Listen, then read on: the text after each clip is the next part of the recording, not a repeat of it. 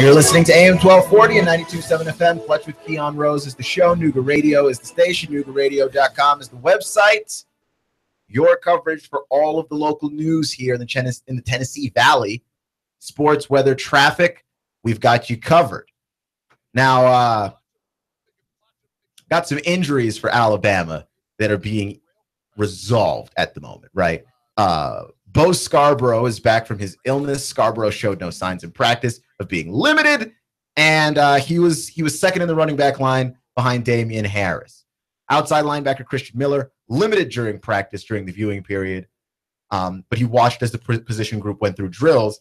And Jamie Mosley, who had a concussion, was back at practice after not being spotted Saturday before a scrimmage. So there are some injuries that Alabama is working through. Also, Matt Womack, first offensive line group, while freshman Jedrick Wills lined up on the second team. So there's a position battle there. And then you've got the other injuries going on with Alabama.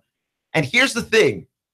When you start to hear injuries and Tennessee, it's, to me, especially after last season, when you start to hear injuries in Tennessee, it is crazy to me that you even have the concept that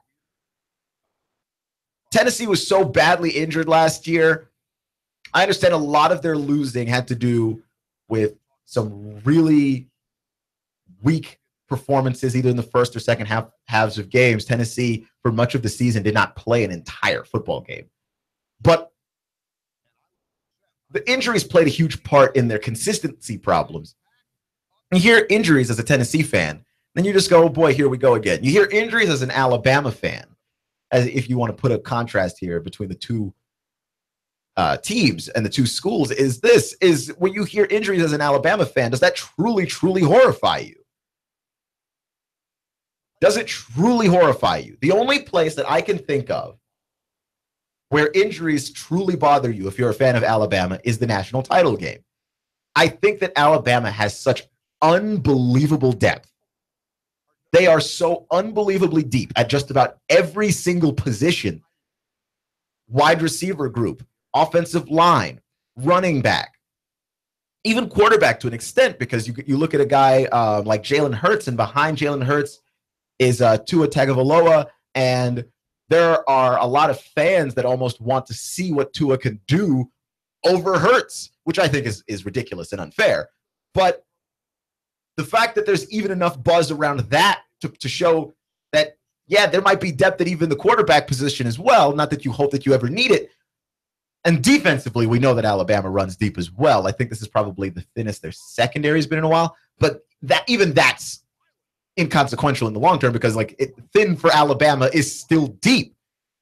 So I look at the Crimson Tide and I go, wow, this is a school. This is an organization that injuries don't bother them the same way that anybody else could be bothered by injuries. For much of the season, it really doesn't ever come up as an issue. We talk about Tennessee, and I understand that Butch Jones makes a lot of excuses. I don't think injuries are an excuse when you have as many injuries as Tennessee had last year, which is that they had a ton. It felt like the whole team got injured and they were falling apart. Now, to me, the schools that they lost to and the games that they lost, I thought, injury or no injury, you're talented enough to win. You were talented enough to beat South Carolina, and you fell apart. You're talented enough to go beat Vandy, and you fell apart. And that's on you if you're Tennessee. That there's no reason for them to have lost either of those games last year. They did. And injury or not, when you're talented enough to win, you win. It doesn't matter. That's part of depth, actually, is that the next man up, if the next man up is actually talented enough to do the job, you still got to win the football game. That's really all it is. And Tennessee failed to do so. And I'm one of those people that, yeah, I totally am on board with the notion and the concept that Alabama football is the template and the model that if you are another SEC school and you've got the money, and Tennessee's got the money, and you've got the following, and Tennessee's got the following, to be able to be successful, then you need to look at Alabama and figure out what it is that they are doing. And I understand that if it were so easy to copy Alabama, everyone would have done it by now. but there's got to be something you could use, right? Not you can't recruit like them, though Tennessee can recruit really well. But in terms of your depth, in terms of your continuity, nothing at all. Because it's alarming when things start to go bad for the Vols in a season. And we've seen this since, in the Butch Jones era. The seasons don't start off terrible. But when things start to go bad, boy, do they go bad. Like all the way bad. It's kind of crazy. It's kind of crazy. Clutch with Keon Rose on AM 1240 and 92.7 FM. So I'm looking at these Alabama injuries and I'm like, man, how much does this actually matter? Like, when is the one place where you look at an Alabama injury and go, yeah, this is really going to hurt those guys outside of a national title game, which, Clemson, a big part of the reason why Clemson was able to come back into that game was that Bo Scarborough was in fact injured early on in that game. Because if if Alabama had been able to continue running the football the way Scarborough was running the football, Clemson, as good as a defensive unit as Clemson is, had no answers for Scarborough. None. And Alabama would have run out some more clock, I imagine, than what they wound up running out. And if you're going to be running out more clock in that way, and the fact that Clemson needed all the way up until the last possession to win that football game, I mean, that tells me everything I need to know, that Alabama is truly not affected by injuries until the stage gets to be absolutely magnificent. Other than that, where do they falter, really? Where do they fall? Right? Because injuries wreck Tennessee. Georgia and Florida are not immune to injuries.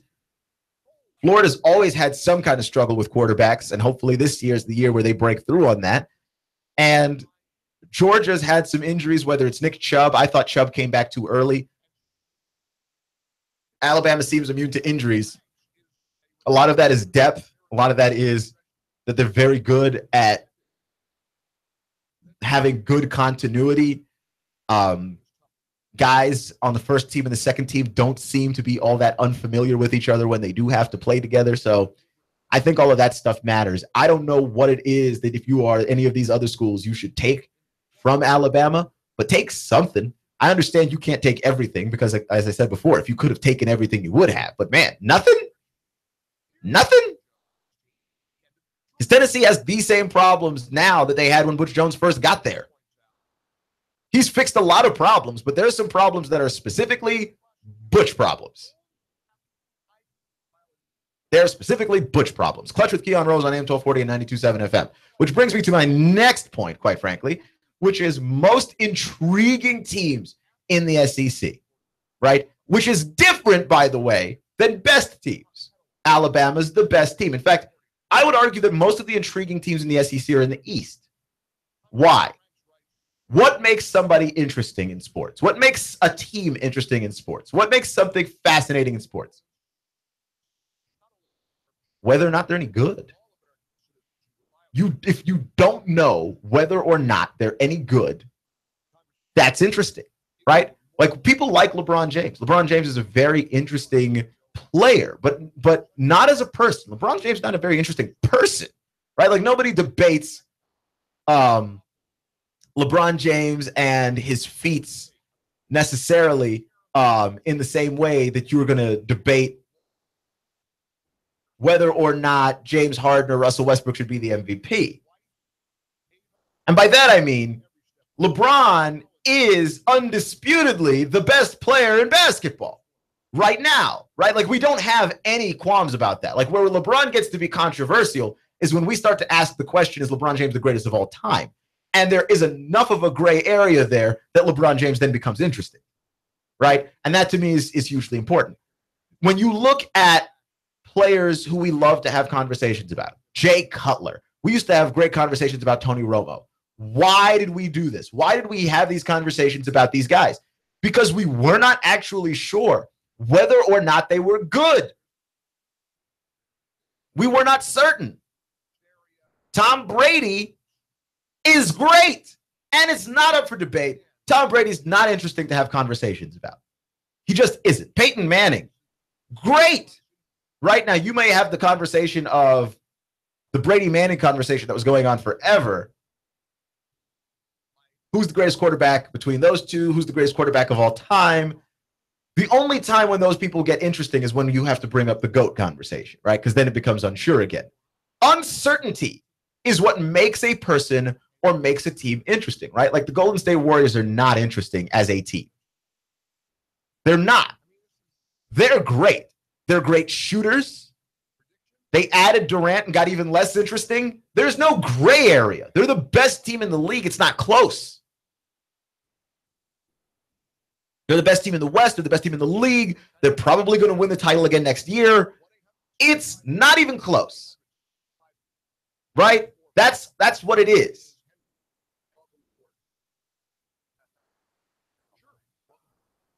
Because there's no gray area. It's not interesting.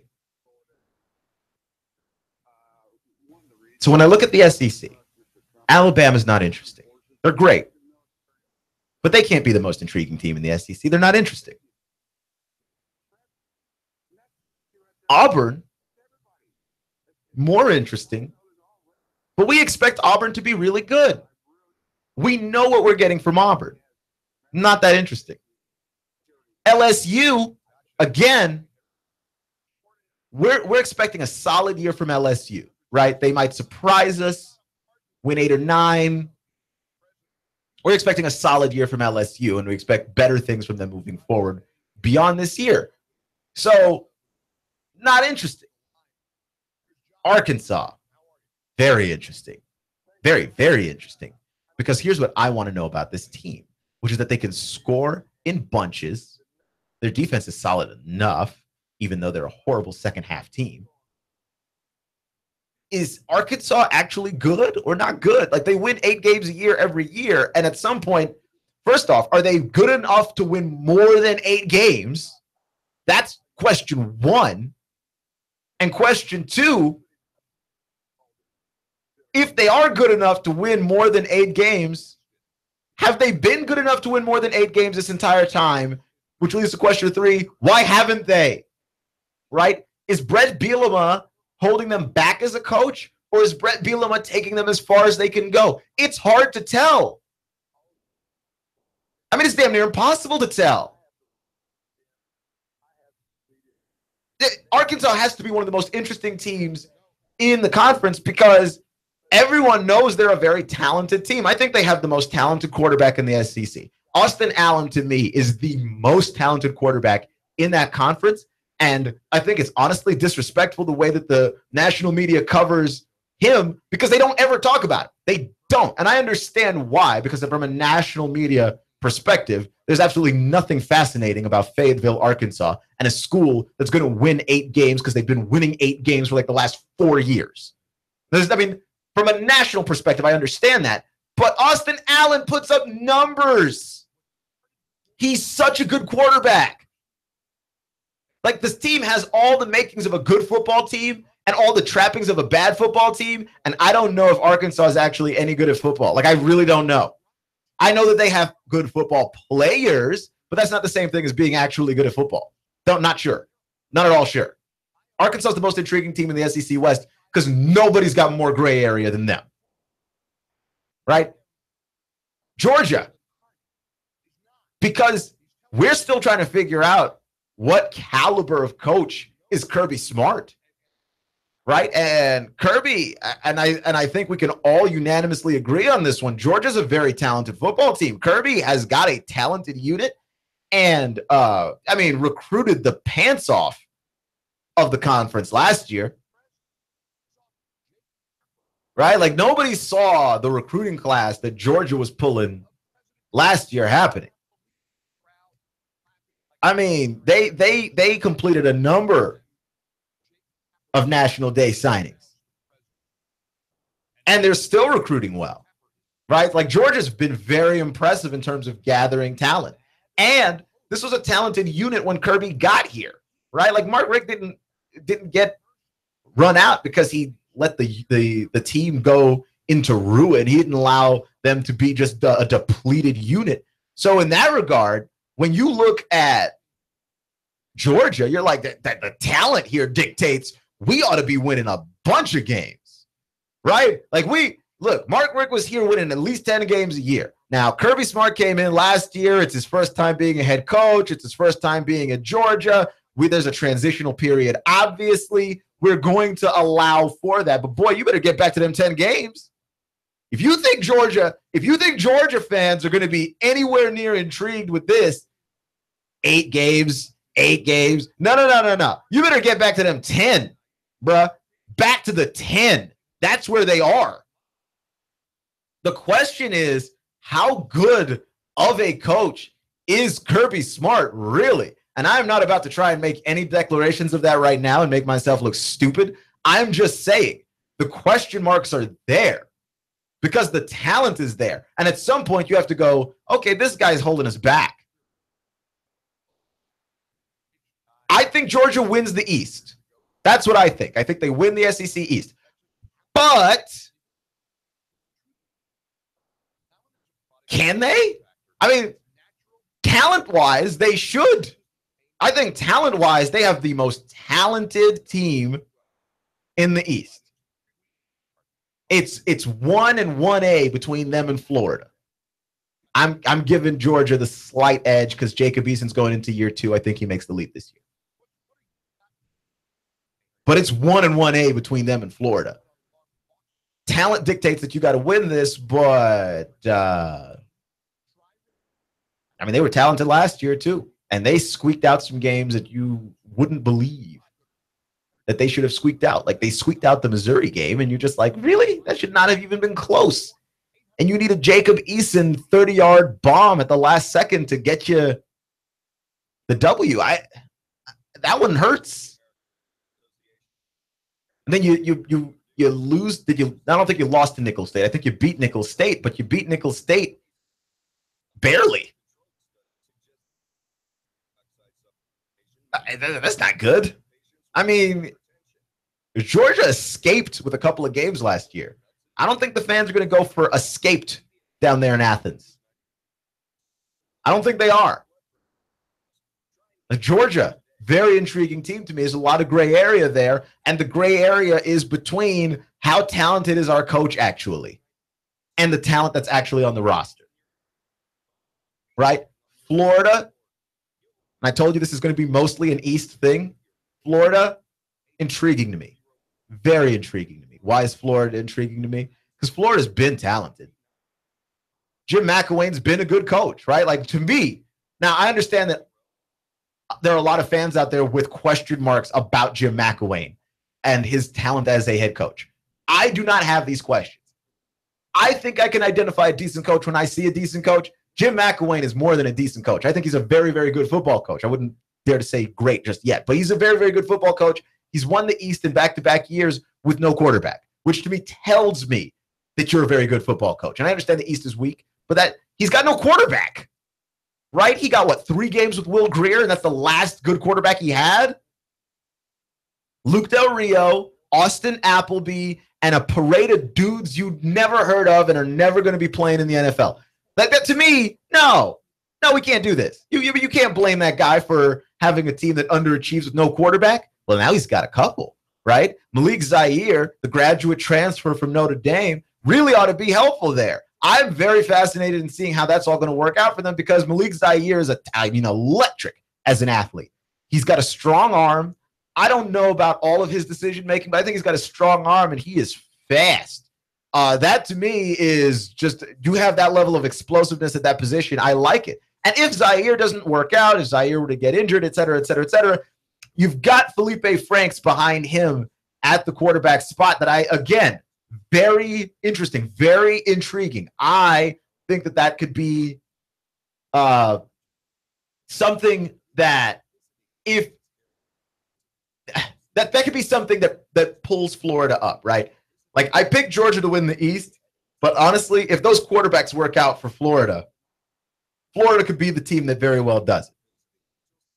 Right? Makes it 3 in a row, and this time they'll go to Atlanta, and if you actually have a quarterback when you play Alabama, you've got a chance to beat them, right? Alabama has shown a susceptibility in recent years to quarterbacks who are dynamic, have a strong arm, and can make plays out of the pocket with their feet, right? The 3 quarterbacks that gave Alabama trouble a year ago, Chad Kelly, Austin Allen, Deshaun Watson in the national title game. Those were the three guys. All three of those guys threw for over 400 yards. All three of those guys threw for 4 touchdowns in those games, right?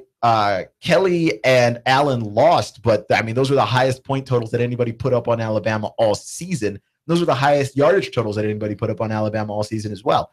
That's the kind of talent that you need. And I think a Malik Zaire kind of guy, if you are Florida and you're able to win the East and you're able to go to Atlanta, I think a Malik Zaire kind of guy is the guy that gives Alabama's defense a little bit of trouble. Maybe not enough to win the game, but you can put up points on them. And if you can put up points on Alabama, you've got as good a shot as anybody else. Because the problem with beating Alabama typically, and you can go ahead and ask Doug Peterson and the University of Washington and Jake Browning about this last year, the problem with playing Alabama is that you can't put up points on them, right? Like we watched Washington make the college football playoff, an explosive offense, and simply not find ways to score on Alabama. They had that initial first drive where it looked like, okay, Washington might do something with this, and then never again. And then never again. So, yeah, I'm interested in Florida because the gray area there that makes Florida interesting is the quarterback position. Can these guys actually lead this offense? Is this an offense that's been missing a quarterback the whole time, or has this just been a bad offense? In which case, your criticisms of Jim McElwain are quite valid. I think he's just been missing a quarterback this whole time. It's the most important position on the field, and they haven't had one. And finally, I think that the most intriguing team is still Tennessee. Tennessee fascinates me to no end. Because is there a school with more gray area than them, right? Like all the schools I listed before, there's some gray area. There's some gray area with the coaches. There's some gray area with the quarterbacks. There's some gray area with the defenses. There's some gray area with the running game. There's some gray area with the offensive line. There's some gray area with the coaching staff, not just the head coach, but all the other guys there. Tennessee's checked all of those boxes many times over, right? We don't know who the quarterback is, though Quentin Dormady looks like he's probably going to be the guy. Is he any good? Can they run the football? Is the offensive line going to improve? Defensively, with all the talent that went to the NFL, can they replace the defense? Can the defense stop anybody? The secondary looks alarming and possibly bad. The coaching staff from top to bottom has been replaced all over. Right? There's even a new strength and conditioning coach. Is he any good? Will Rock Gullickson help keep guys healthy? Yeah, anybody's got more question marks than Tennessee, you let me know. And if you've got question marks, that makes you very interesting to me. Clutch with Keon Rose on AM 1240 and 927 FM. Lane Kiffin might be talking to a very bad person, and that very bad person might be giving him football advice. Next on Clutch with Keon.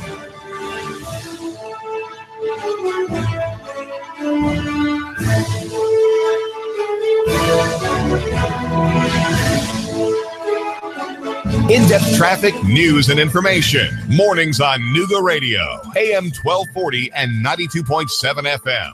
You've been in a wreck. 756-6400. You've been wrongfully fired. 756-6400. A turkey is suing you out of the blue. 756-6400. Confused about a business startup? 756-6400. That's the number for you. 756-6400. Right here, right now, Chattanooga. Call now. Top flight legal help awaits. Get biz advice now. Representation to fight for your right. What are you waiting for? That's 756-6400. Don't sit on your rights. You've got remedies. Turn your tragedy into cash. You've got the solution from estate planning all the way to probate. Act now. Top attorneys in Chattanooga are waiting to help you get relief. Act now. No out of pocket. You don't pay a dime until we win. So win with us. 756-6400. Call now. Top flight legal help awaits. What are you waiting for? That's 756-6400. Turn your tragedy into cash. Act now. No out of pocket. You don't pay a dime until we win. So win with us. 756-6400. 756-6400. I'm Thomas DeMoss, and we've got the cash. We will buy your house today. Need to sell your house? We want to buy your house, and we have the cash to do it. Call me now, 423-834-7321. That's 423-834-7321. We've been buying houses in the Chattanooga market for 10 years. We are local, and we can help. There's no obligations, only solutions. iBuyChattanoogaHouses.com. I'm Thomas DeMoss, and we've got the cash. Does your business have enough clients? Are you confused about how to stand out in today's saturated social media market? Do you feel lost trying to navigate the maze of marketing channels which are necessary in today's marketplace? Are you fed up with spending your time and money on employees who don't perform and marketing strategies that don't produce? Then you need Cindy's Choice. Cindy will solve your marketing problems with their innovative shared marketing management concept that will allow your business to have the benefits of a full-time employee that is actually out building relationships in the community on behalf of your brand. Cindy's low monthly rate includes advertising, employee management, public relations, and creative marketing strategies that produce. Cindy can bring this all to you at a rate lower than most advertising campaigns and for much less than the cost of hiring a marketing employee. Cindy's Choice is your trusted source, and Cindy will manage it all for you. Hi, I'm Cindy. I focus on the prospects so you can focus on the projects. Call me at 423-661-4445. That's 423-661-4445. WBLZ HD4 Ottawa, W224AZ Chattanooga, WSDT Sunny Daisy Chattanooga. As the president stops in Phoenix, opponents are waiting. We're here today to march, rally, and protest the politics of hate. Has North Korea dialed it down a notch? Perhaps we are seeing our pathway to having some dialogue. This is the CBS World News Roundup Late Edition. I'm Dave Barrett. This afternoon, President Trump touched down in Arizona. First up, a tour of a border wall in Yuma. CBS political analyst Leonard Steinhorn. This is all about optics. It's about getting it on the news, showing him at a border security facility, appealing to his base who wants a more aggressive border control policy. Coming up, a rally in Phoenix. Steve Futterman is there. The president will not be announcing a pardon for the controversial former sheriff here, Joe Arpaio. Mr. Trump had hinted he might make such an announcement, but Press Secretary Sarah Sanders said today it's not going to happen. Meanwhile, outside the Phoenix Convention Center late this afternoon, supporters and opponents of Donald Trump made their feelings known. See Kyle Trump! See Kyle Trump! I am a Trump supporter. I love him. I think he's going to do an awesome job. So far, there's been lots of shouting and disagreeing, but no violence. Overseas, it's been a month and a half since North Korea sent up a ballistic missile. Rhetoric from that country has not been as pointed as it has been, says Secretary of State Rex Tillerson. I am pleased to see that the regime in Pyongyang has certainly demonstrated some level of restraint that we've not seen in the past. Secretary Tillerson has had a very different attitude toward North Korea than other members of the administration. So while we've heard threats from various people, Secretary Tillerson has been consistent in leaving the door open, in saying that the United States is willing to talk to North Korea. That's Gordon Chang, an author who's written about North Korea. Sanctioned by the U.S. today, 16 individuals and businesses from China and Russia.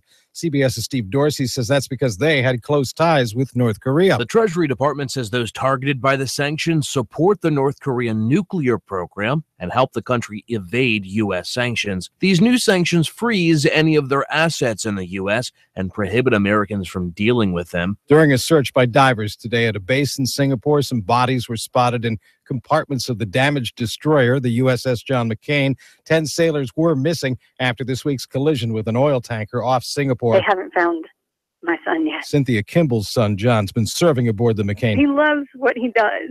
He likes it a lot. Navy's conducting an investigation. There's word that the ship lost its steering or could have been a cyber attack. Admiral Scott Swift says so far there's no evidence of that. Wall Street, the Dow was up 196. Now this. Hi, I'm Jay Farner, CEO of Quicken Loans.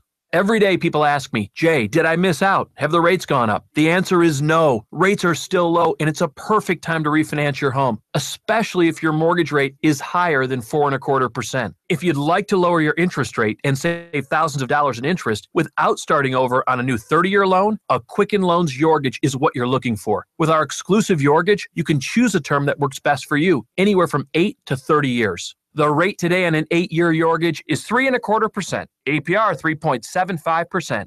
For 7 years in a row now, J.D. Power has ranked Quicken Loans highest in the nation for customer satisfaction for primary mortgage origination. And for the 4th year in a row, they've also ranked us highest in the nation for mortgage servicing. Call us today at 800-QUICKEN or go to QuickenLoans.com. That's 800-QUICKEN. For J.D. Power award information, visit jdpower.com. Call for cost information and conditions. Equal housing lender. Licensed in all 50 states. NMLSConsumerAccess.org number 3030. The threat from hackers is still a major one. That's according to government cybersecurity czar Rob Joyce.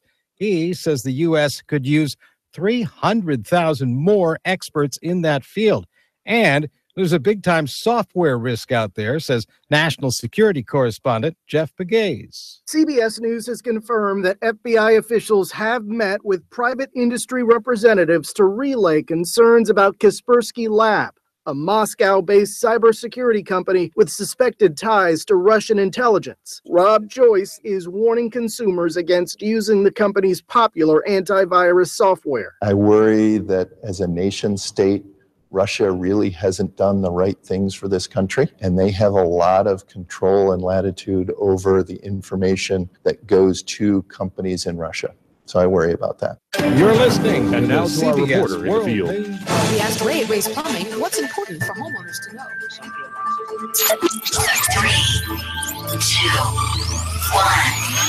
Chattanooga Radio, AM 1240 and 92.7 FM's news now. Gunshots rang out Monday night, and Shamiria Roberts, who's 31, was hit by the supersonic projectiles. She was taken to the hospital. The police established a crime scene on East 3rd Street after interviewing her, and the Violent Crimes Bureau is investigating.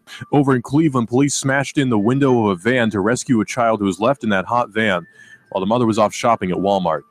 Spokesperson Evie West says the police paged the mother by the Walmart intercom. The mother told officers that she forgot her child was in the van when she went into the store. The police have reported the incident to the Department of Children's Services, and so far, no charges have been filed. They're after it again. The local NAACP chapter here in Chattanooga wants a Confederate statue removed from in front of the Hamilton County Courthouse. Chapter President Dr. Eleanor Woods says she doesn't want to erase history. She just wants to put the statues where they belong, which she says is in a museum. Russell Stroud, Nooga Radio News, now. In-depth traffic, news, and information. Mornings on Nooga Radio, AM 1240 and 92.7 FM. AM 1240 and 92.7 FM's fast forecast now. Temperature 88 for our post-solar eclipse season as the sun goes down. Temperatures holding steady in the 80s overnight. 70 degrees is our high. For Tuesday, not expecting any rain at all. Might be partly overcast. By the time we hit Wednesday, we are expecting thunderstorms with a high of 85, low of 73. Overall, great weather this week. That's your fast forecast now. The Tennessee Valley's news, talk, and sports leader. Nooga Radio, AM 1240 and 92.7 FM.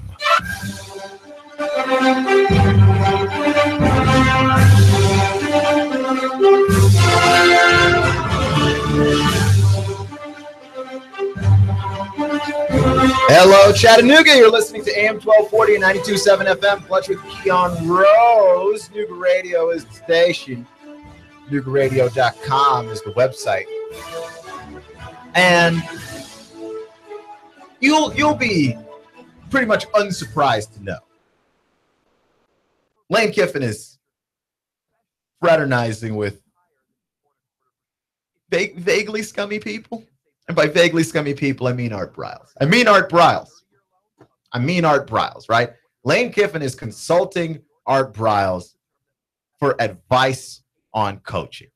And I can't necessarily dismiss that idea that if you want to get better at something and if you want to be successful at something, you just ask the person who's got the good advice, right? If I want to get better at radio, as I am a fairly young person, I talk to people who have been doing it longer than me, better than me, for their help and advice, which I do frequently. I try and gain experience from others because you can't gain it all from yourself. You need to talk to people. You need to have mentors. And even if it's just from a purely work-based perspective. But there is something to be said about Art Briles and what happened at Baylor being so egregious that Art Briles should be just excommunicated from the sport. This is a guy who presided over a college football program that had a wide-ranging sexual assault case, a sexual assault scandal on the campus of that school, where sexual assaults were happening with enough regularity to scare students, and the sexual assaults were being covered up, and they were being covered up by Art Briles. Like, this is not one of those things where Art Briles gets to say, oh, I didn't know, oh, it wasn't happening. There are texts, there are emails, there are phone calls, there are witnesses. People know that Art Briles covered this stuff up, that he willingly knew that his athletes were being involved in domestic violence and domestic abuse and sexual assault, and he did nothing, and he did nothing on purpose, because Art Briles got Baylor to be good by getting very talented guys that nobody wanted to touch. Nobody wanted to deal with the baggage that these guys had. Art Briles decided, you know what? I will deal with the baggage. I'll deal with the baggage. I'll do what every magnanimous coach is supposed to do. I'm going to give them a second chance, right? That as long as you package recruiting bad guys as giving them a second chance, college football fans will eat that up. We will allow you to do that. Here's the thing. That second chance has to come with a caveat, which is that you actually try to get better, right? That the thing that I respect about Andy Reid is that he gave Michael Vick a second chance. But the second chance for Michael Vick, and where I have respect for Michael Vick, is that Michael Vick tried to change himself, right? Michael Vick went to prison, he did his time, and then he came out, and Michael Vick works with PETA now. Michael Vick speaks out against animal abuse. So to me, that's a guy that said, you know what? I wanted a second chance. Someone was kind enough to give me a second chance, and I will actually turn this ship around. I will actually change my life to give myself an opportunity here to prove that I'm a better person. When you give someone a second chance, it has to be with the caveat that there is some attempt at change, right? Which, if you're the person giving the second chance, you can define however you want. But there's got to be some kind of an attempt at change. If these guys are coming out and doing all the same things that you brought them in, knowing that this isn't their past, this is part of their baggage, and you've recruited them and you brought them on the campus anyway. And now that campus no longer feels safe because those guys are there, and you're letting them run roughshod on the campus. Like, it's not a situation where the guys came on campus and nothing happened. They came on campus, and I don't know if it happened immediately. I don't know if it happened over time, but eventually they felt comfortable enough in their ability to get away with things that they did not stop doing any of the things that kept them from going to other schools. Right? It's like Art Briles is not a genius recruiter. Okay? People didn't just willingly pass up going to Baylor for years. Art Briles was taking guys that other schools wouldn't take, that Texas wouldn't take, that Oklahoma wouldn't take, that Oklahoma State would not take. And he was doing so to have talented players. And I don't blame college football coaches for doing what is in their best interest. If you need to take risks on people to get talented players, then do it. But you've got to send a strong message early that if you do something to get yourself kicked off of this campus, you will get kicked off of this campus. And that's just going to have to be that. But when you start covering up for guys, you create a very bad culture. You create an incredibly entitled culture. Like, we talk about rape culture, right? Like the idea that people feel entitled enough to take from women what isn't theirs to take. right? And there's a level of entitlement there that plays into that. And Baylor made the most dangerous kind of rape culture, where guys felt entitled and knew they weren't going to get caught. They felt entitled and knew they weren't going to get in trouble because I play football. I'm fast. I'm valuable. And Art Briles set it up. Art Briles covered for these guys. Art Briles did all of these things to make sure that he was still able to coach a football team that was incredibly talented, right? Art Briles, for doing that, should be excommunicated from football. Should never coach college football again. That's that level of bad. You put an entire university in danger. And you worked with the chancellor of the university to cover this stuff up. You silenced witnesses. You told people, even though, according to Title IX, they're supposed to be able to report those kinds of sexual abuses, you told those people not to report. Like, Art Briles should never be allowed to coach college football again because his moral compass is so sideways. He'd never figure out right from wrong. I just don't. Like, and I understand, like, maybe one day someone's going to give Art Briles another chance, but I hope not. Like, I really hope not. I think he's done enough damage for one lifetime. I say this as a guy who believes that Art Briles is one of the greatest living offensive football minds today. Art Briles should never be near the game of football so far as it concerns a college football campus ever again. A college campus ever again. Should just never be allowed. Because of how egregious the crimes he let go were and how many different crimes he covered up. Shouldn't be allowed to. And here's Lane Kiffin extending the olive branch to Art Briles. And look, I understand it on the level of the information inside Art Briles' head as it concerns to football might be worth getting to, but I don't know how. I don't know if I could talk to somebody like that. And I don't know if I could talk to him. I really don't. I am so disgusted. I'm not sure I could just talk to that person about football. And I tried to put myself in Lane Kiffin's shoes, which is hard. Because Lane Kiffin is a weirdo. This is hard. But I tried to put myself in Lane Kiffin's shoes. As a young radio guy, if I could get to talk to somebody else about radio, someone who could give me some real advice, some real pointers on how to continue to get better and continue to get better, but that person, so far as I know, maybe they ran a station, right? And they allowed sexual assault and sexual abuse to happen at that radio station, and they did nothing about it, and they covered it up. And I just need their advice, right? Like, I don't need to agree with them on a moral level. I don't need to agree with them on a personal level. I don't even have to like them as a person. I just need their advice. I just need their information. I'm still not sure I don't try and find my own way. I think I'd be too disgusted to talk to you as an individual. Right? Like, you don't deserve any of my respect or admiration after that on any level.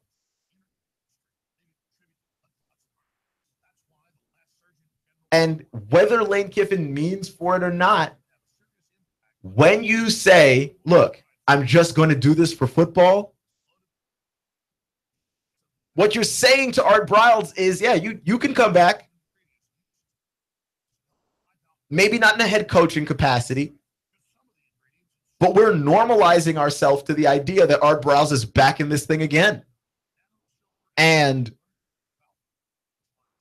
that's not normal. Like, Art Briles and what he did at Baylor and the things that he covered up are so abnormal.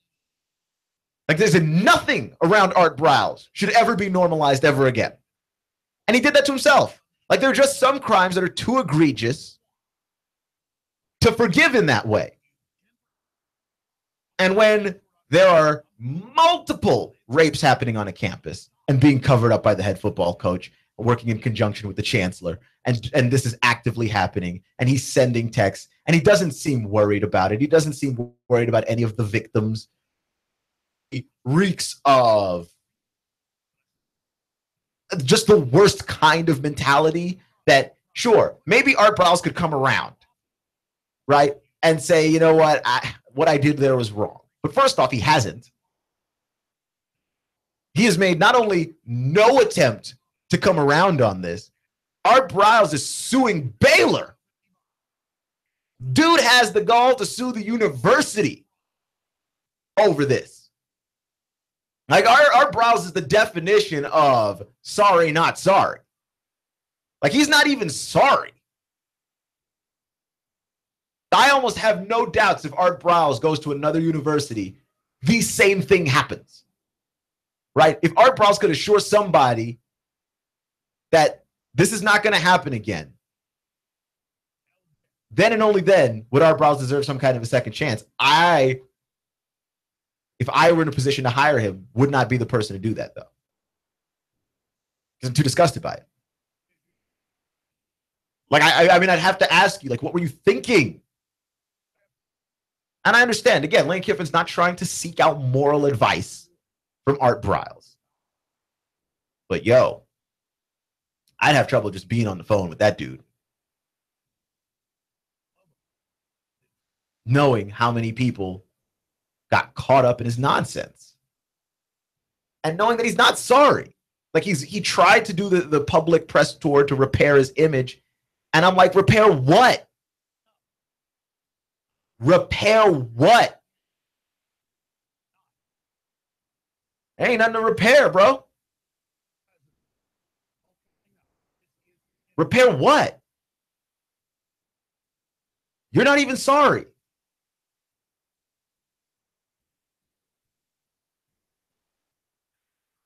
Clutch with Keon Rose on AM 1240 and 92.7 FM.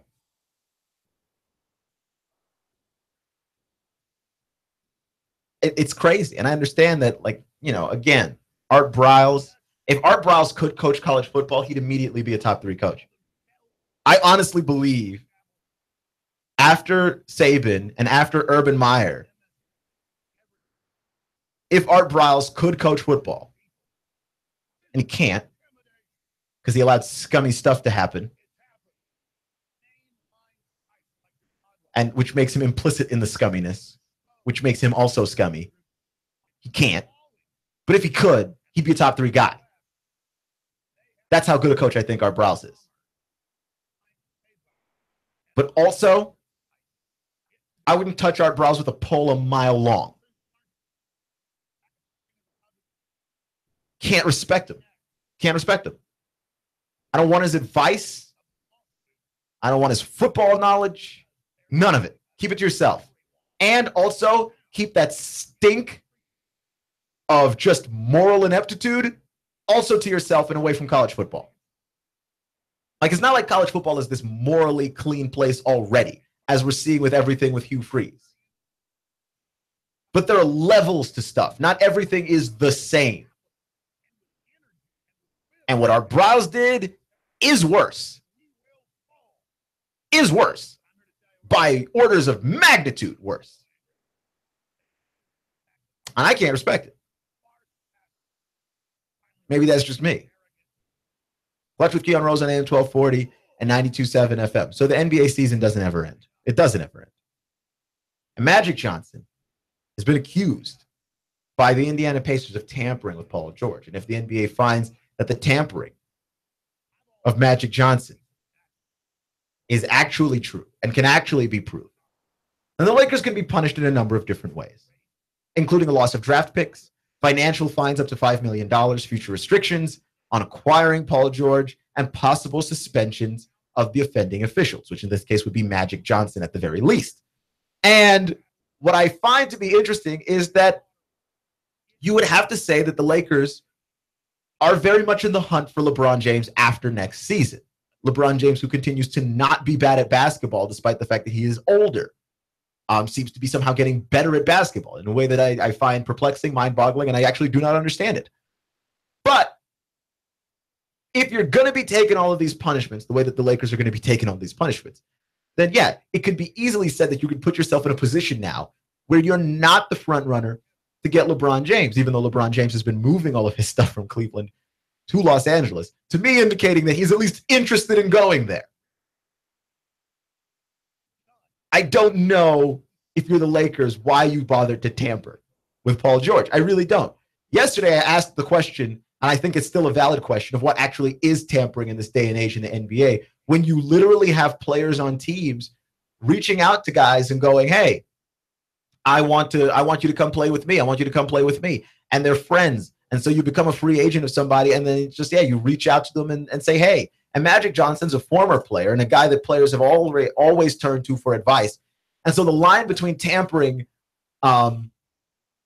look, it's very thin. Magic Johnson's a Lakers front office employee. And I guess that distinction can make it tampering. It just seems like such a minute distinction when you consider that guys are recruiting guys already and have talked about openly recruiting one another. And that's the way that you have to work it in the modern NBA. So you got to get on the phone and, hey, text your boy and tell him to come over and join your team.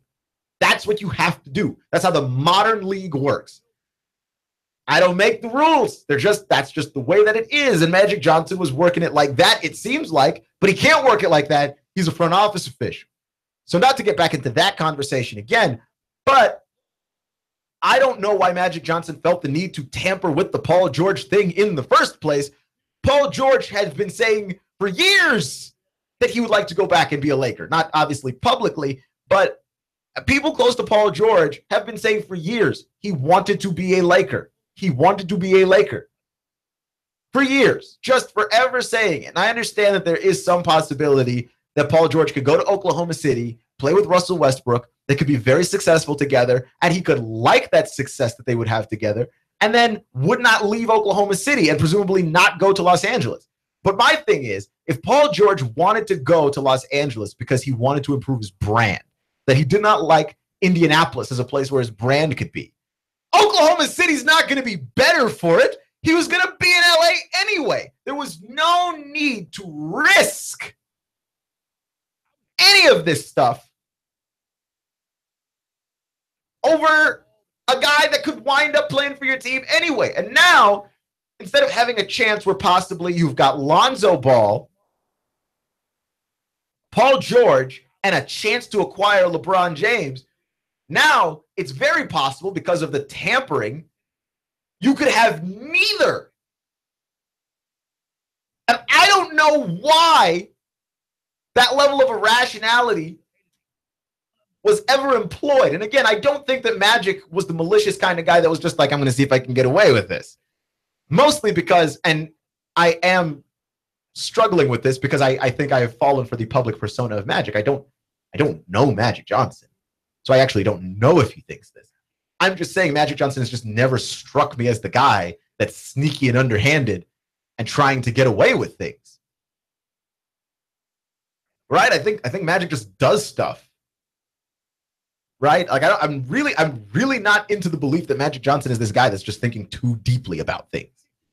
I think Magic Johnson just does stuff. That's more or less it. And I think that he was talking to Paul George. I think he may have tampered. And I don't think that Magic Johnson ever for 1 second considered the possibility that he was tampering. Because if he had, he would have had to know there is so much here to lose from doing this. And I don't have to convince him to come. He already wants to be here.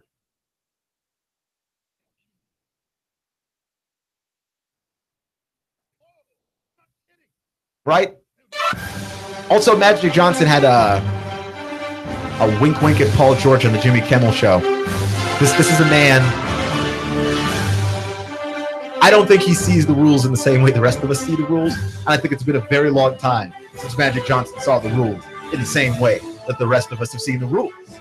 Touch with Keon Rose at AM 1240 and 92.7 FM. I'm going to make fun of the Chargers now in honor of my brother. 3, 2, 1. Chattanooga Radio, AM 1240 and 92.7 FM's news now.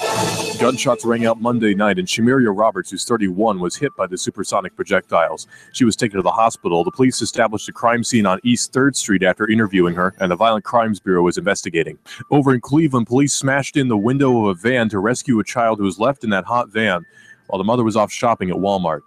Spokesperson Evie West says the police paged the mother by the Walmart intercom. The mother told officers that she forgot her child was in the van when she went into the store. The police have reported the incident to the Department of Children's Services, and so far, no charges have been filed. They're after it again. The local NAACP chapter here in Chattanooga wants a Confederate statue removed from in front of the Hamilton County Courthouse. Chapter President Dr. Eleanor Woods says she doesn't want to erase history. She just wants to put the statues where they belong, which she says is in a museum. Russell Stroud, Nooga Radio News, now. In-depth traffic, news, and information. Mornings on Nooga Radio, AM 1240 and 92.7 FM. AM 1240 and 92.7 FM's fast forecast now. Temperature 88 for our post-solar eclipse season as the sun goes down. Temperatures holding steady in the 80s overnight. 70 degrees is our high. For Tuesday, not expecting any rain at all. Might be partly overcast. By the time we hit Wednesday, we are expecting thunderstorms with a high of 85, low of 73. Overall, great weather this week. That's your fast forecast now. The Tennessee Valley's news, talk, and sports leader. Nooga Radio, AM 1240 and 92.7 FM. Hi, this is Chrissy. And this is Summer of Summer Cares. There are too many homeless veterans in Chattanooga. Please help us in our Shoebox for Veterans campaign. You can fill a shoebox with hand warmers, hand sanitizers, hand wipes, cough drops, razors, shaving cream, toothbrush, toothpaste, soap, shampoo, deodorant, snacks, socks, gloves, and even a small blanket. And make sure you drop your shoeboxes or your shoebox items off at Nooga Radio Studio on Hickson Pike across from Bojangles below Goss Insurance or Alpine Crest Elementary School. Please join us at the Community Kitchen in Chattanooga on November 10th from 11 to 12:30 and help us distribute these care packages to the homeless veterans of Chattanooga. No veteran should ever go homeless. Hi, this is Eric Pelton. Taxes, accounting, business advice. I've got a neat brochure, 12 ways to improve your business profits. Come on by for a free consultation and we'll give you a copy. E.J. Pelton Company, 332-3339.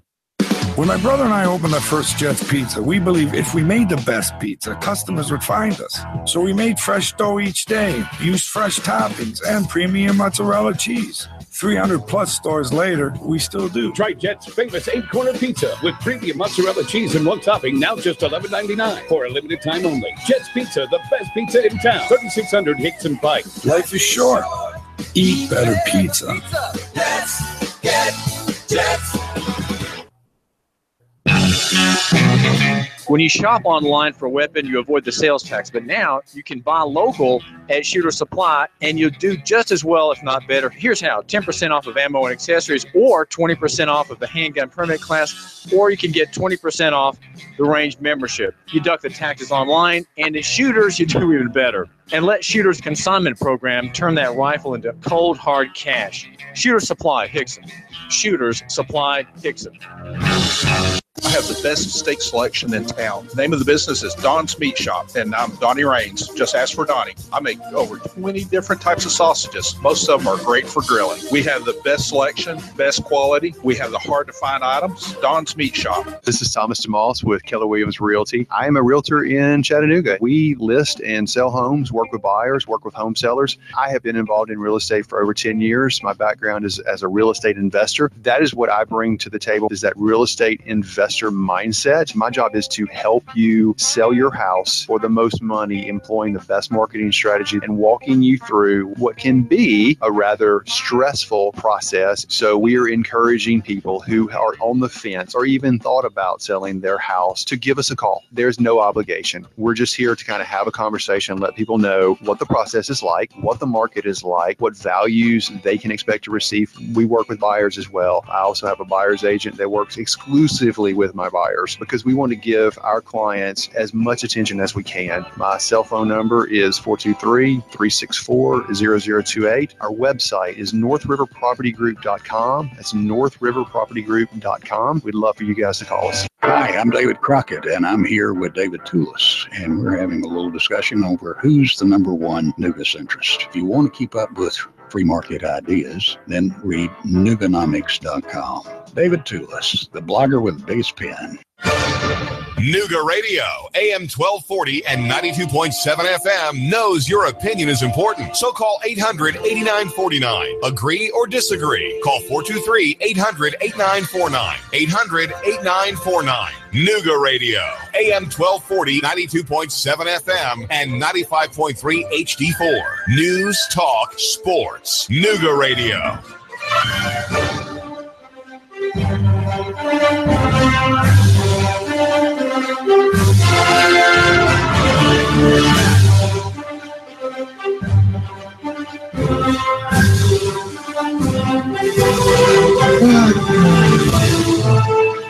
You're listening to Clutch with Keon Rose on AM 1240 and 92.7 FM. That's the show.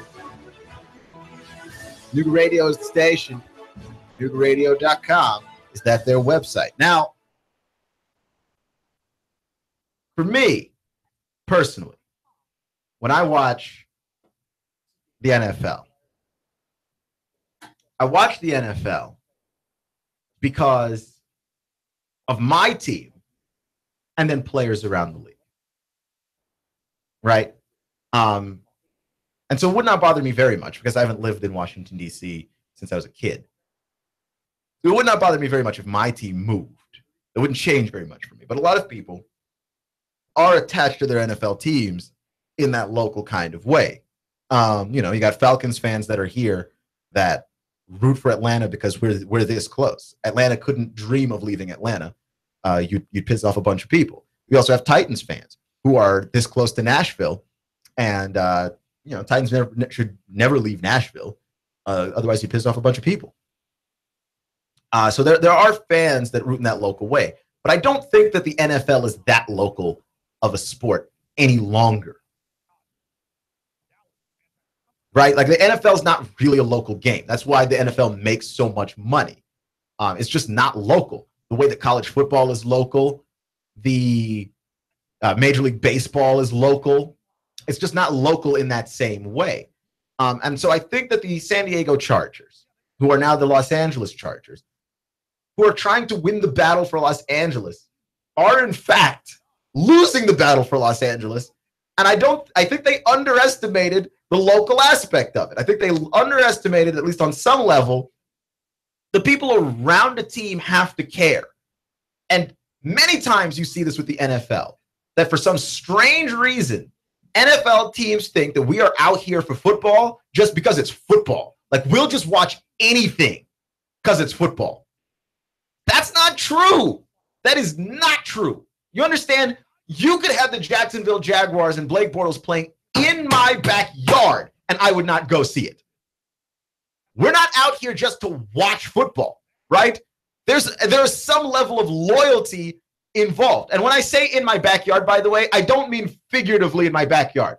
I mean literally have them play somebody at the backyard of my house, and I am staying in bed. We're not out here to watch football just to watch football. And I'm not suggesting, by the way, that the Chargers are as bad as the Jaguars. But what I am suggesting is that if you were struggling to gain attendance in San Diego, in the city where you were, why would you move to another city as though your fans were going to travel? Oh, you were going to move to LA because LA's got that huge legacy of having the Chargers there? Like the Chargers were in Los Angeles at one point, I believe. But when you think of Los Angeles and football, do you not think of the Raiders and the Rams first? Right? Like, I mean, the Chargers were not in Los Angeles with the level of impact that those other teams were. That's why San Diego is the perfect city for them. Now, yeah, the attendance in San Diego wasn't great. It wasn't. But part of it is that they've got all those weird blackout rules. And the other part of it is it's San Diego. Like, there are just some cities where it's not great to have sports. Like, unless that team is a championship caliber team, the sports are not the most interesting thing that's happening in that city. Now, I've never been to San Diego. My girlfriend is from San Diego. And it's from the way it's been described to me, San Diego's a beautiful city with lots of stuff to do. That's like the worst place to have a sports team, right? Where are great places to have a sports team? Oh, I don't know, Cleveland, DC, Philadelphia, New York. These are working class cities. And while there's lots of stuff to do in New York City, none of that stuff is more interesting than a football game. Right? Bad places to have sports teams. Miami, San Diego, even Los Angeles to a certain extent, because there's just other stuff you could be doing.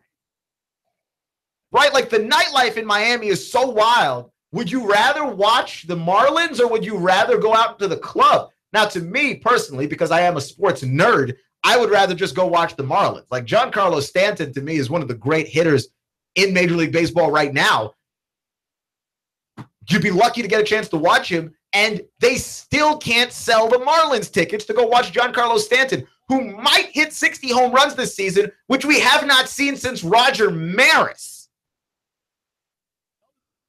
It's just not a great city for it, right? So, like, the owner of the Chargers was thinking, well, San Diego's not a great city for it. Los Angeles is the other one of those cities that you would not go to, though. Oh, and Los Angeles is already preoccupied with another team, the Rams.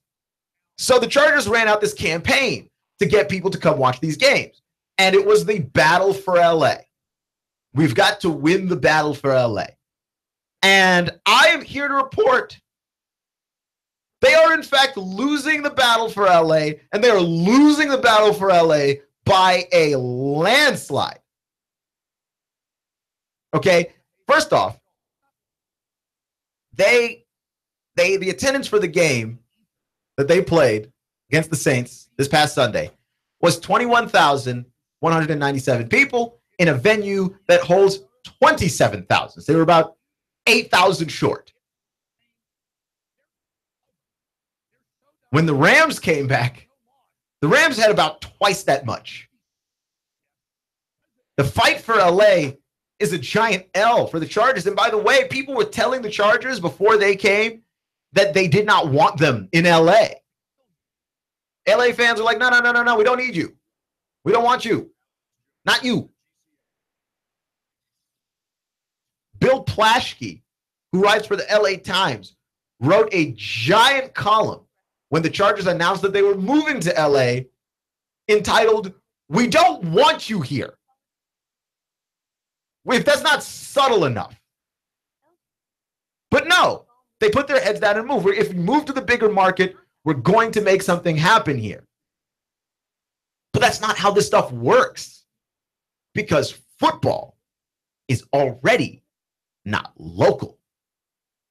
If you move away from where your local fans are, right? And part of the reason why Chargers attendance was low, people just watch on TV, man. Like, the NFL is not really local. The NFL is really good to have an experience. People go out to watch games. People go watch the Falcons play. When the Falcons debut in the regular season in that gigantic, beautiful cathedral to football that they've built down there, the Mercedes Dome, when they go down there and they play their first game of the season, and it's going to be awesome. Like, I really am going to look forward to seeing how that all plays out in the TV presentation and everything else. Like, that's going to be amazing. It's absolutely going to be amazing. And I think they're going to sell a lot of tickets for that.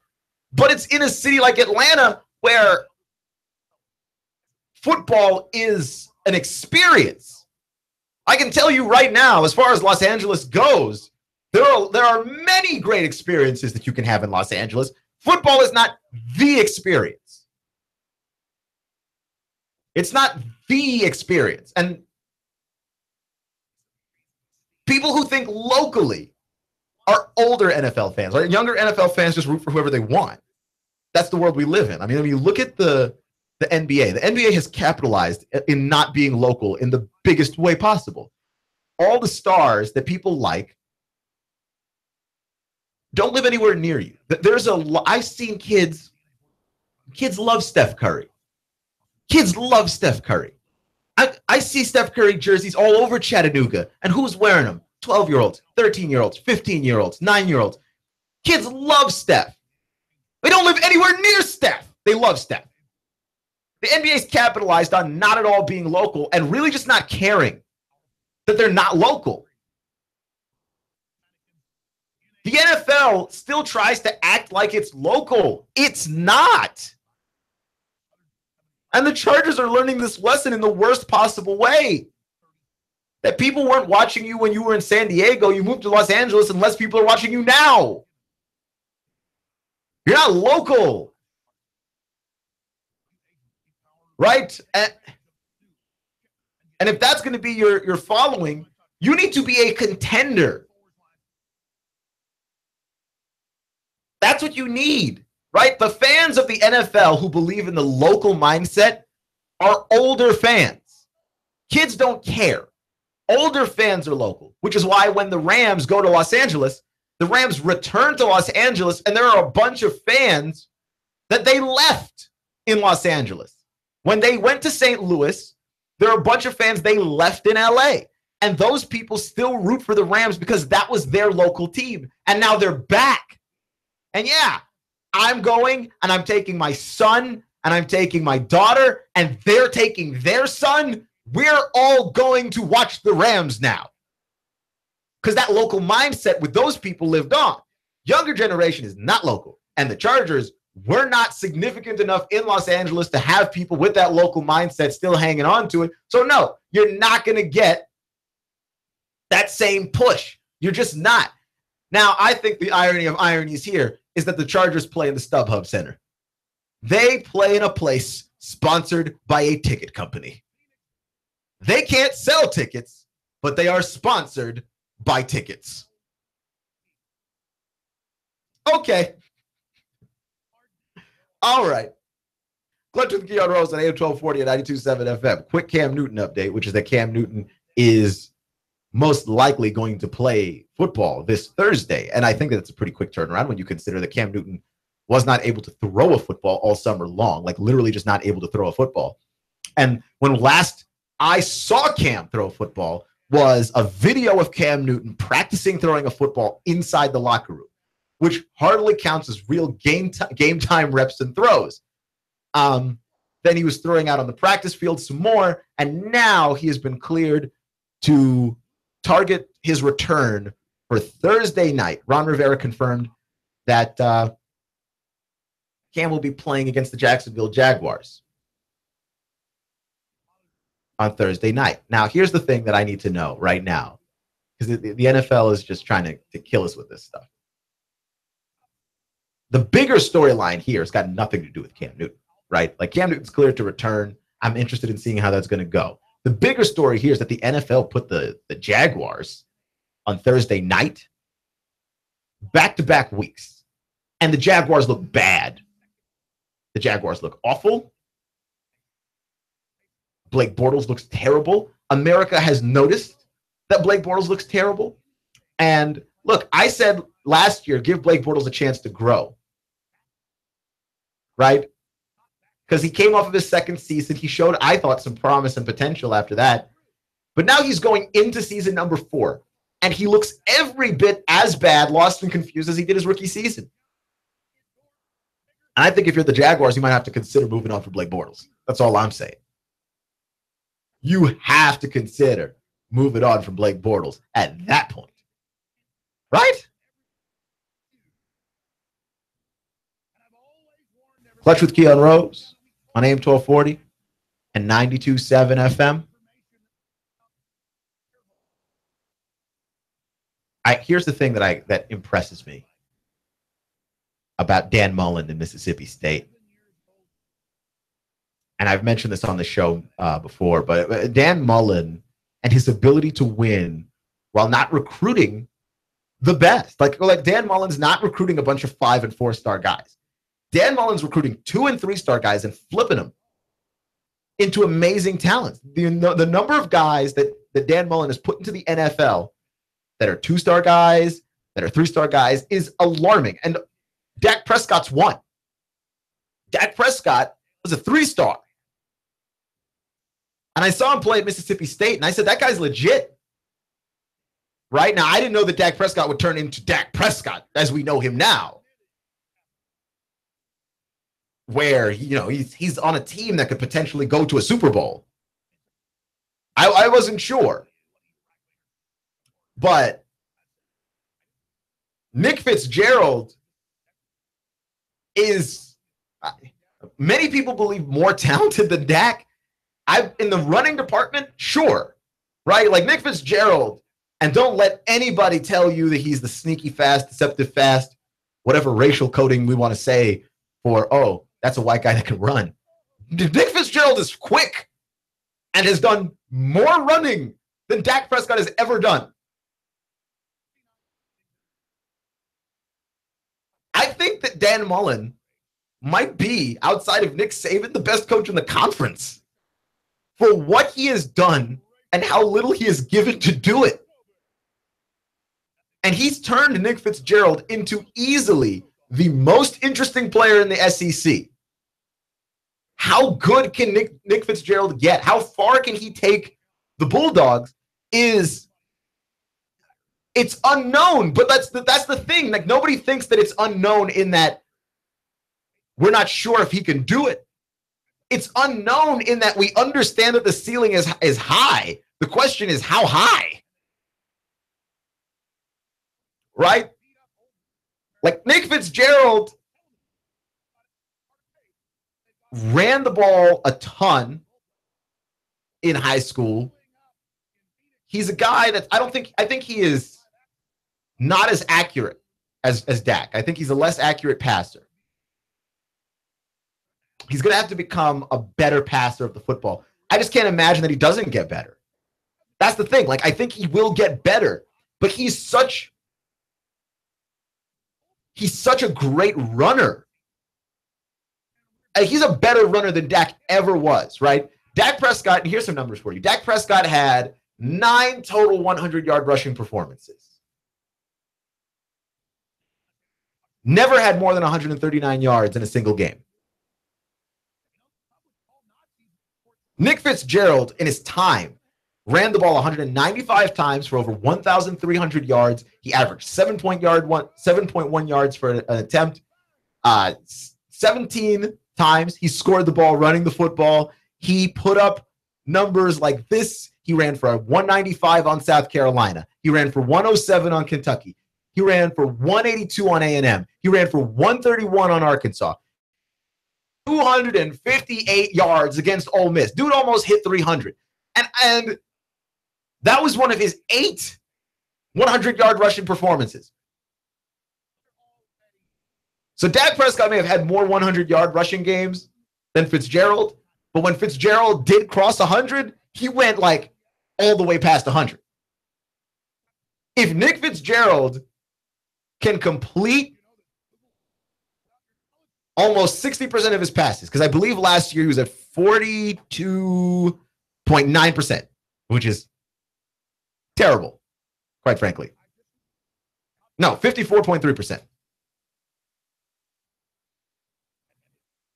It's still not good, right? Like, he's going to have to do better than that. Like, again, he's going to have to get closer to 60. But if he gets 60%, if he becomes a more accurate passer, I mean, this guy is going to tear it up. And again, given Dan Mullen's penchant for getting guys to reach their potential, for preparing guys, for developing guys, Nick Fitzgerald to me is the one. He's the biggest question mark in the SEC. I don't know how good he can be, but it's going to be really good. Like, no matter what it is, he's got to be, to me, the most interesting guy, right? Jacob Eason to me is another guy. It's just I'm really curious about how good he actually is. He's so talented in terms of the. And again, it's a vague term. It's arm talent. What does that mean? He's got arm talent. Yeah, he's got arm talent. which just basically means he can throw the deep ball, the intermediate, the short stuff well. I think he's got to do a better job of reading defenses. I think he's very easy to deceive. As of this particular moment, he's going to have to get better at that. But I think that Jacob Eason can make a lot of throws. Also, he throws some ducks. Every now and then he'll throw a pass that goes deep that just kind of floats over his receiver's head. But in terms of just overall accuracy and knowing where to put the ball and knowing how to put the ball on a guy, it's kind of crazy. And I can't back off the talent of Jacob Eason. Like, I know a lot of people saw him and they weren't impressed.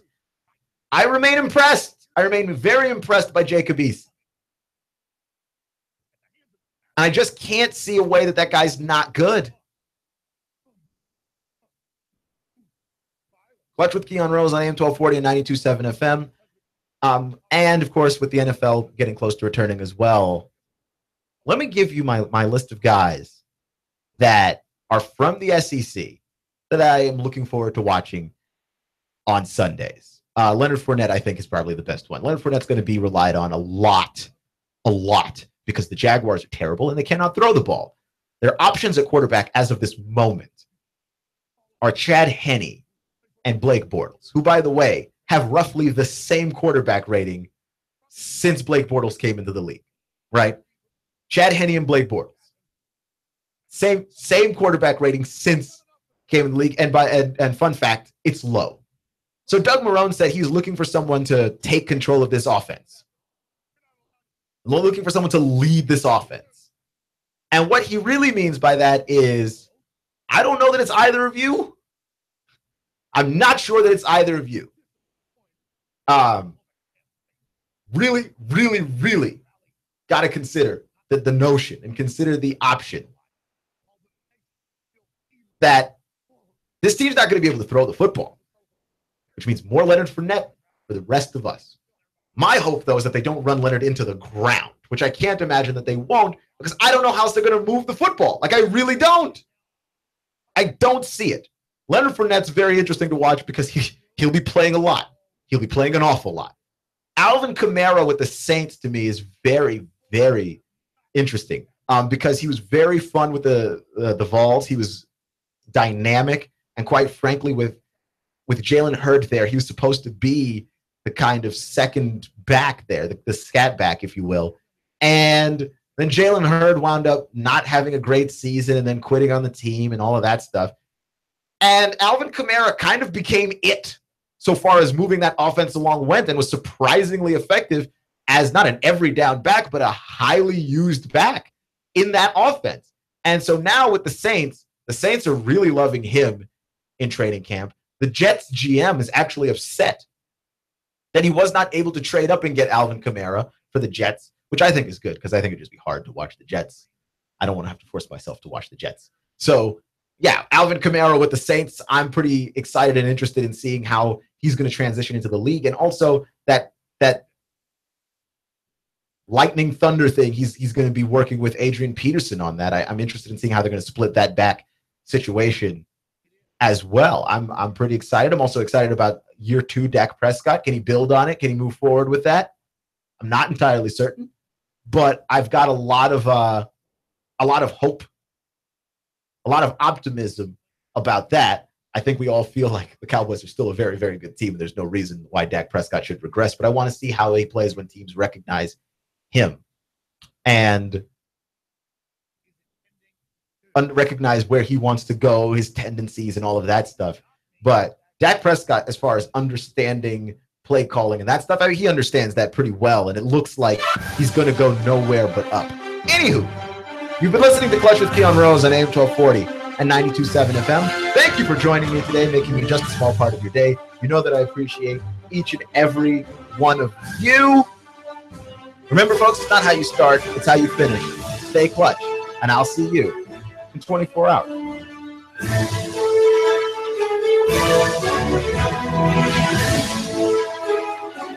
In-depth traffic, news, and information. Mornings on Nooga Radio, AM 1240 and 92.7 FM.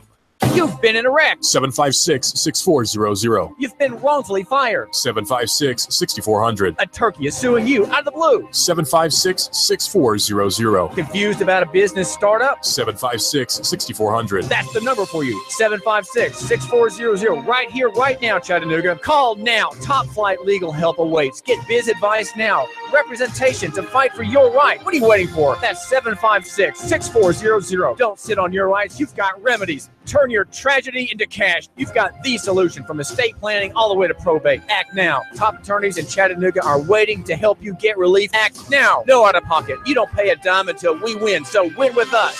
756-6400. Call now. Top flight legal help awaits. What are you waiting for? That's 756-6400. Turn your tragedy into cash. Act now.